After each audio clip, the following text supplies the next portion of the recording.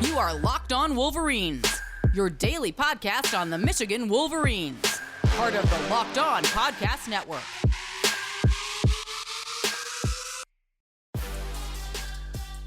Happy Friday. We are back and doing it as promised. We have a big special guest. You know him, you love him. We had him a couple times over throughout the season here on the Locked On Wolverines podcast, which is part of the Locked On Podcast Network, where it's your team every day. We're bringing on Mike Golic Jr., the DraftKings host, the famed former Notre Dame player. He's the one that the one that we get along with, right? Like every rivalry has its series of figures that you're like, you know what, that guy's actually cool. He's the Locked On Wolverines version of that from Notre Dame. So excited to have you back on, Mike. Yeah, happy to walk across enemy lines here. I feel like the further and further away I get from putting on a helmet and running into people, and the more and more I go around and do the college football analyst thing now, it makes it a lot easier because now all of a sudden I don't really got to answer for anything anymore. So it's a lot easier to walk in. Plus, I made the mistake of visiting Ann Arbor this year and getting to experience that as a broadcaster and not as a player. And it was way more enjoyable than I was hoping it would be because now I kind of like going there. Now, did anyone hand you a winged helmet and just kind of be like, let's just get him out there for a couple, see how he feels? Did that happen? No, you know what? I think everyone knows better than that. We all know that there's a line in that process. And quite frankly, at this point, I'm not going to do anything to help the cause out there, especially with the big beef you guys got up front now. So I think we're all settled in our spots right now. I came in, I enjoyed some of the watering holes. I went and walked around the diag. So I got it all in there. Well, let's talk about that experience. That was the MSU game. That's right? So, I mean, aside from the shenanigans that happened after the game, I mean, what were your biggest takeaways? Not it doesn't even have to be from the game, but from visiting Ann Arbor, being down there on the sidelines. I was sad we didn't get to actually meet up there, but what were your biggest takeaways? Things that maybe surprised you just by virtue of being there, not in a Notre Dame uniform. Yeah, the differences between Midwest campuses are a lot harder to find than you would imagine. Like all of the things that I love and enjoy about my campus in South Bend and the things that I enjoyed in Notre Dame, a lot of them are present in Ann Arbor around that campus, especially when you get, like I mentioned, around the diag, when you're actually walking around through campus. There's a lot of the similarities there. It's a beautiful setup. And, it's got the feel, especially for a game like that you want leading into a rivalry, right? You could feel the population of the surrounding town swell. My favorite part of being on campus when I was a player was Fridays when everyone would roll into town. And for that game, especially being an in-state rivalry game, it's a lot easier for that to happen. And you see that sort of swell of the population, and the energy around there was just palpable. It was exactly what a rivalry game was supposed to be. And so I also got to pie some kid in the face on campus. There was some student group that was there trying to raise money. I don't even remember what it was for, but they let me whipped cream pie a kid in the face. So anytime I do get to also get a little bit of that out where I'm like, all right, I got my dig in on campus there, it felt like a net positive. That is absolutely amazing. And why is it that I haven't been able to have that opportunity as someone who is still paying my student loans to the University of Michigan? So we need to figure out a way to make that happen, people.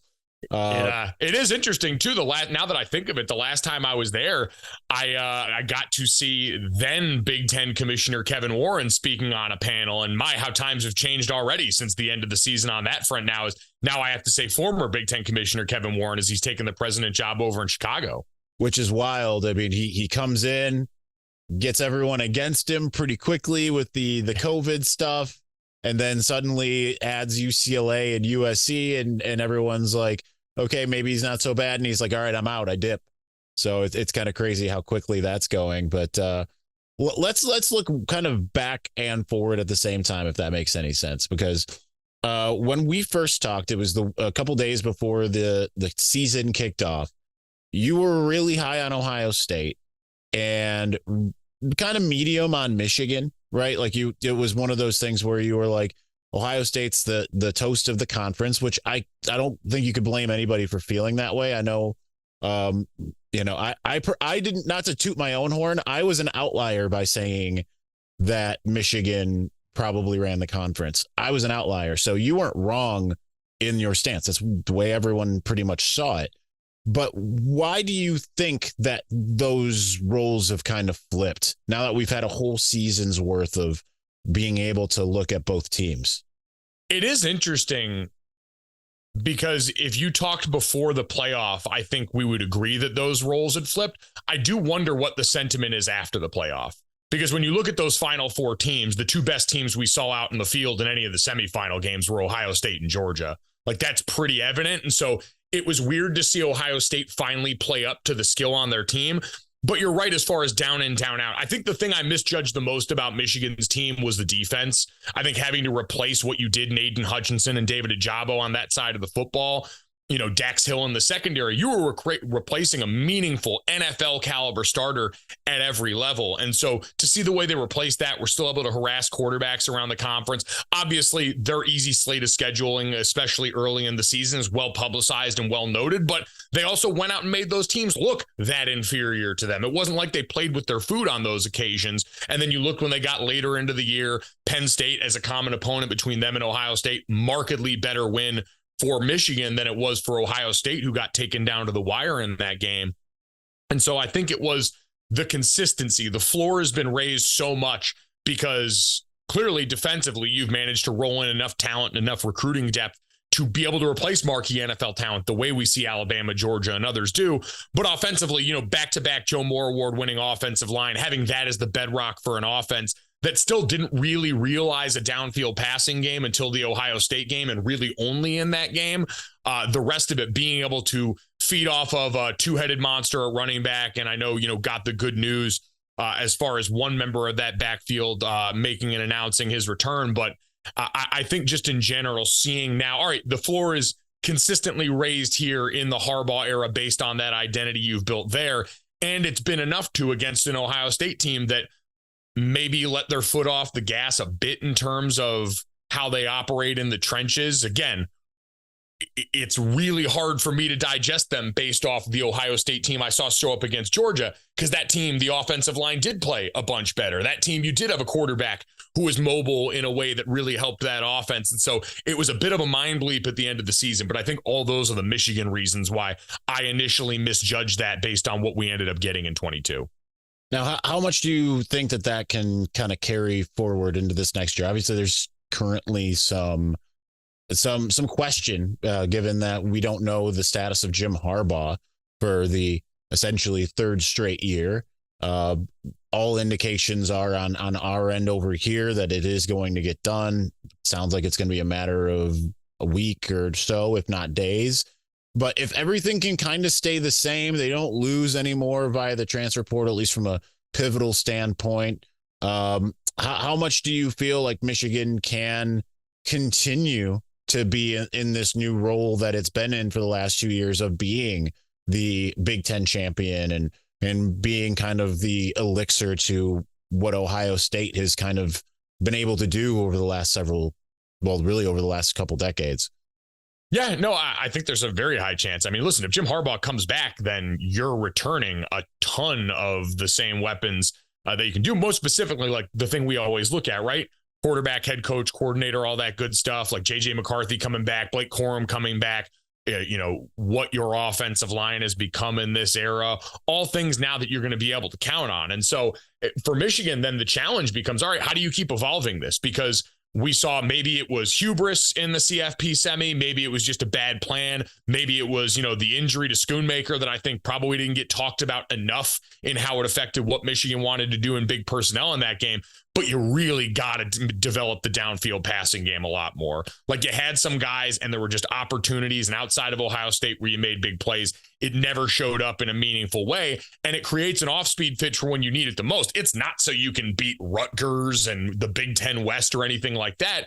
But now your sights are set on the playoffs. You heard and saw this Michigan team talk about, hey, we want another crack at Georgia. We want this, that. We want to get over that other hump now in the college football playoff semis. And that's about being a more well-rounded team. And that includes your coaching staff being willing to lean into some of those things more. I mean, the inexplicable lack of JJ McCarthy rushing attempts in the first half of that semifinal game against TCU, I'm sure are going to be a thing that gets talked about this offseason as, all right, maybe we don't want to run JJ and put him in harm's way all the time during the regular season, but postseason, it's got to be get up and go, because that's an advantage that you have in college football. That's what we saw the eventual national champions do in Georgia pretty early on in their game against TCU. And so it's just continuing to say, all right, we know who we are, and now we've got to continue to add to the tool belt. Now, you mentioned the word hubris, and I've used that a couple times in regards to what we saw in that CFP semifinal. How surprised were you that game went kind of the way it did? I know everyone pretty much had essentially said, like, well, Michigan's going to win this game. I still believe if that game was played 10 times, Michigan probably wins 8 of them. But how surprised were you? And like, what were the biggest surprises in that game as far as from a Michigan standpoint, looking at that game? So I wasn't surprised that TCU was able to make this a dogfight. They've done that all year long. You know, Georgia's just the most talented team in college football right now. They're the reigning 2-time national champions. Like, they're built different than everybody else. Maybe with the exception of, talent-wise, Alabama, Ohio State, like a couple of the other, programs that just are able to roll in the recruiting talent year after year the way that team does. But I think the thing that surprised me was just how long it took Michigan to get to their off-speed pitch once Schoonmaker went down. Because I get it, you were thin and young at tight end by the end of that game. That had been the war of attrition with the Eric All situation during the season that ended up being without him. Michigan loves to go big in their run sets here. They want to go big, beat you up in the box, big personnel sets, multiple tight ends and back, stuff like that. And that clearly wasn't working. They were having some issues with the angles that 3-3-5 defense from TCU posed. And it took them all the way till the second half to go, all right, well, we got to get lighter and we got to run our quarterback a little bit more. And I think that for me was surprising, given the fact that I think the offensive staff that you got there is really talented. And I think the players that you've got there are capable. And we saw that show up in big spots. And so that, for me, the adjustment that needed to be made there needed to be made a lot sooner. And I was confused as to why it wasn't. Yeah, totally. You're the first person that I've heard really kind of talk about the loss of Luke Schoonmaker. I mean, I think I've seen a little bit on message boards here and there, but I think that you are right, that is something that has been kind of undervalued, especially in the blocking and what have you.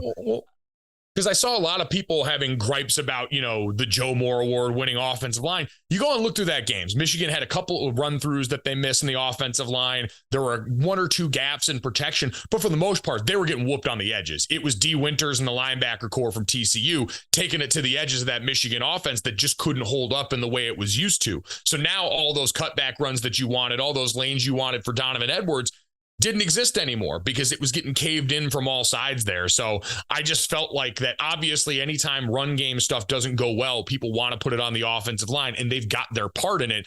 But it was overwhelmingly, hey, this identity that had been a huge part of that too, just cracked at the foundation in this game, and then had to be, once they got to it in the second half, you saw, all right, a little bit more 11 personnel, spread things out a little bit more, involve JJ in the equation. The offense in the third quarter was what you should, what I think Michigan fans would have liked to have seen a lot earlier in that game, given the personnel thing that they ran into.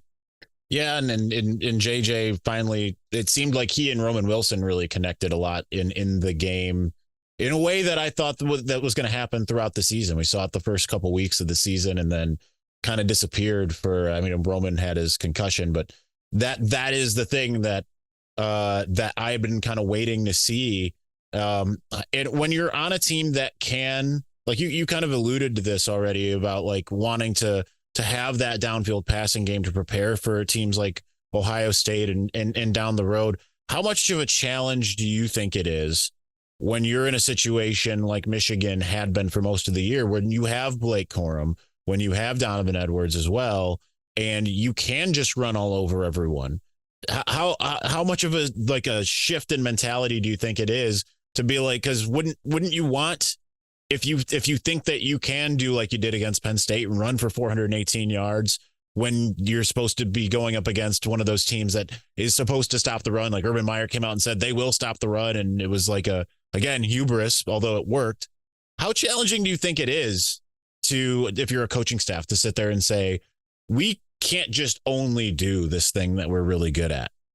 Yeah, it's a major challenge. And I think it's always this balance that we hear going into big games for team of, hey, we're going to do what we do and make them adjust to us, versus say, all right, well, we can do a version of what we do. We can do what we do just with different looks, different window dressing, stuff like that. But it's a big challenge for coaches, a big challenge for players. I mean, this is, not even unique to just college football, right? You can go all the way back to the, I think of the Peyton Manning led Colts in Indianapolis, or even his time in Denver, where you're an air raid passing team. You've got one of the best quarterbacks and signal callers, the sheriff in the history of pro football. And then you get to critical moments late, and all of a sudden he's like, hey, in the Super Bowl, they lost to the Seahawks. Hey, we want to run now. It's like, brother, we haven't been a running team all year long. We don't have the time under task with those things to be able to execute in this kind of situation. And so trying to go with a full identity shift in that situation would be really difficult. And that's not what I'm advocating for at all, but it's just,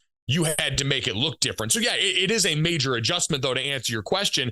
And that's why I wonder if during the year, you'll see an added emphasis on it. That Michigan State game that I called was a perfect example. Going into that game, I was like, all right, Michigan State for 2 straight years has not had a secondary capable of stopping pretty much anybody in college football. And so you've got an opportunity against a team with an advantage there to take advantage of it, to try and go for those reps. I get it's a rivalry game. You want to win that first and foremost, throw out the record books, all that stuff. But it just struck me as an opportunity lost in that game, where you didn't even see the attempts in spots where it made sense to go and try and attack that purposely, consistently, and get the reps at that in that game. And so I do wonder if maybe that'll be more part of things next year, is, hey, we got to work more consistently as the year goes along to develop that stuff when we've got opportunities, not just against, the week out of conference slate, but once we get into conference play, even in the offseason, emphasizing that, all the things that, again, they're good coaches on that staff. Sharon Moore is a guy that I have a ton of respect for in that Michigan offensive staff room. So I'm not going to tell him anything about coaching. He knows what he's doing, but they've been building this the right way all along. Foundation, add-ons, change at quarterback and McCarthy. And now that you've got so many of those pieces coming back, is the next step continuing to add more to the war chest and the tool chest for 2023.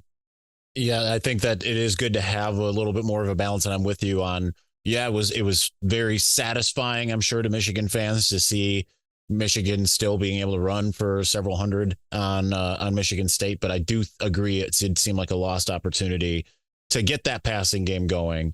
Last one for you, just kind of breaking out of this more Michigan centric idea, because you are someone that covers college football from a national standpoint, and I'm totally putting you on the spot. So if you don't have something right out the gates, it's fine. We can talk through it. We can bypass it, however you want to handle it. What teams do you think could be those surprise teams entering 2023? We just saw TCU go from being nothing to being in the national championship game. I'm not saying like which ones are going to be that level, but it seems like every year we try to make North Carolina a thing, and it's almost never actually a thing. But what teams like that could there be that maybe take that step forward that we've kind of long been waiting on? Yeah, so I think as far as, I'll give you a couple of levels of it, because while you talk about North Carolina, I'd stick in the ACC and say, one, they're going to have a shot because Drake May is that good. Now, they've got some changes in that staff that they're undergoing this offseason, but I think because of Drake May, they're going to have an opportunity. Clemson just made a major hire in getting Garrett Riley over there. I think having Dabo say that we're not going to sit on our hands, but they don't really qualify in this conversation. Florida State's the one that people are circling right now. Jordan Travis announced that he's coming back. Jared Verse on defense, a lot of positive momentum from this season. So they're that next tier down of teams that might be able to do that. But if you're really looking for the one that seems to have all of the same ingredients that you had go into TCU, new coach coming over, a program that's trying to maybe redefine itself a little bit based on what we've seen in the previous era, Wisconsin's an interesting place to think about. Luke Fickell coming over there from Cincinnati. It sounds like they're going to bring Phil Longo in there and try and reinvent an offense that for so long has been multiple tight ends, under center. It's what we've been used to of Wisconsin going all the way back to when Russell Wilson was there. And I think now as you exit the Paul Chryst era and you try and move into something new here, they're a fascinating one to look at because you're a well-resourced program. You're one that if it looks different and all of a sudden maybe you just change the vibe a little bit around there. And you've got Luke Fickell, who's had to go and knows the Big Ten well, but has had to go outside in the group of 5 and built a playoff team at that level, helped that team come up and overcome a lot there. I think they're a fascinating one to keep an eye on because Lord knows the Big Ten West is also ripe for the picking right now as you've got movement with Purdue, Jeff Brom heading back home to Louisville, some volatility in a side of the conference that really didn't do much. No one wanted to win it this year. And so I think they're an interesting one to keep an eye on for a lot of those reasons. You're absolutely right. And I'm curious to see like how that ends up working. Barry Alvarez has long had that, his I don't want to say his thumb on the meter there, but he's long been the kind of domineering force. And it's always been, you will do things my way or the highway. And suddenly you're absolutely right. The Phil Longo thing is one thing to bring in Luke Fickell. It's another thing entirely to let Luke Fickell bring in Phil Longo and say, we're going to run and gun a little bit. And I'm curious to see if they're able to do it right away. I'm curious to see if they're able to kind of run that side of the division. And some of those teams aren't going to go away. Like you mentioned, Purdue with Ryan Walters, and will Illinois still be able to be that high end? How many safeties can Iowa get this year? Would they be able to figure that out? But anyway, thank you very, very much, Mike. I really appreciate you joining us, and would love to have you back sometime. Let's say in spring or so when we have maybe a little bit more to talk about. Beautiful. Sounds good. Thanks for having me. Absolutely. That was Mike Golic Jr. Super happy to have him on. It's always a pleasure. I know that there's some that they can't look outside of the rivalries and what have you, but he's just awesome. I always appreciate him coming on, especially because it really does kind of feel like what are we going to talk about? But we're going to continue having guests. We've got some other ones lined up here and there that we'll get to kind of more when that is 100% confirmed for a day and time. All right, we're just going to continue discussing some random what have you. We'll do that here momentarily, but before we do, BetOnline.net is your number one source for sports betting info, stats, news, and analysis. Get the latest odds and trends for every professional and amateur league out there. From pro football to college bowl season, which is over, basketball and World Cup, which is also over. We got it all at BetOnline.net. If you love sports podcasts, you can even find those at BetOnline as well. We're always the fastest and easiest way to get your betting info. Head to the website today or use your mobile device to learn more. BetOnline, where the game starts.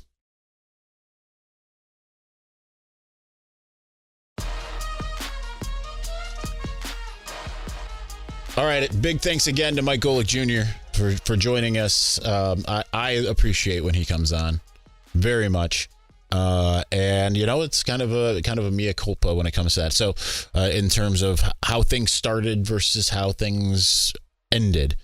So it will be interesting to see where Michigan kind of goes from here. And there continues to be optimism that the Jim Harbaugh thing is going to be done here. It was kind of the weird situation yesterday with Santa Ono tweeting like really good conversations. And then Jim Harbaugh via the Michigan football Twitter account quote tweeting it seconds later being like, well, I really appreciate him liking me, which in a way is kind of what I know, like people were making fun of it. I saw some of the articles out there and some of the tweets out there.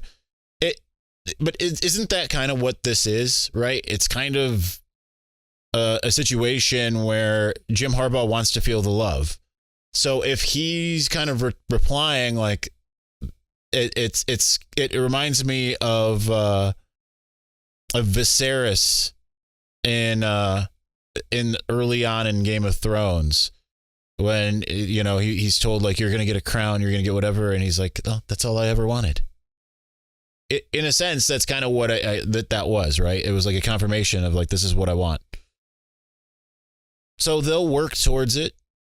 And it will be, I think it will come to a positive conclusion. Hopefully it's the last time that this happens until he departs the program. Hopefully in some time after getting over the mountaintop and all of that kind of stuff. But unfortunately, this is just going to have to play out the way it's playing out for a little while. Could be days, could be a week. I think it will probably be done before then. You would hope that it would be done before, we got 2 days from now, by Monday, players have to announce, hey, I'm coming back or I'm going.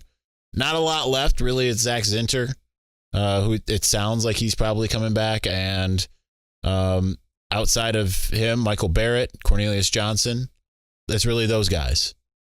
And I feel pretty good about all those guys. You've already got 2 guys back in Trevor Keegan. I mean, that was huge news last night. And Blake Corum. So, and then you've lost Iabioki, unfortunately, to the transfer portal. That one hurts me. Because I love Iabi. It makes sense, though, that it sounds like he's probably going to reteam with Biff Poggi. So, that is what it is. But, yeah. I don't know how much more I've got to say. It's Friday. It's been a week. I'm a little congested for reasons I don't know why. So I think we're just going to call it. I don't know how long this is going because we're splitting between Zoom and a regular one, but we're going to call it. So if this is 18 minutes, I'm sorry, Locked On people. And I'm sorry to you, the audience. But at the same time, you know what? I don't have anything more to say at the moment.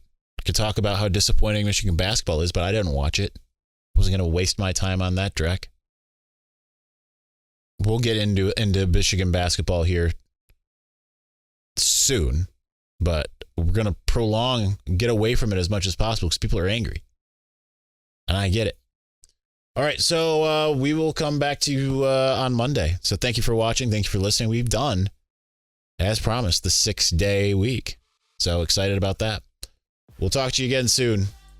Peace.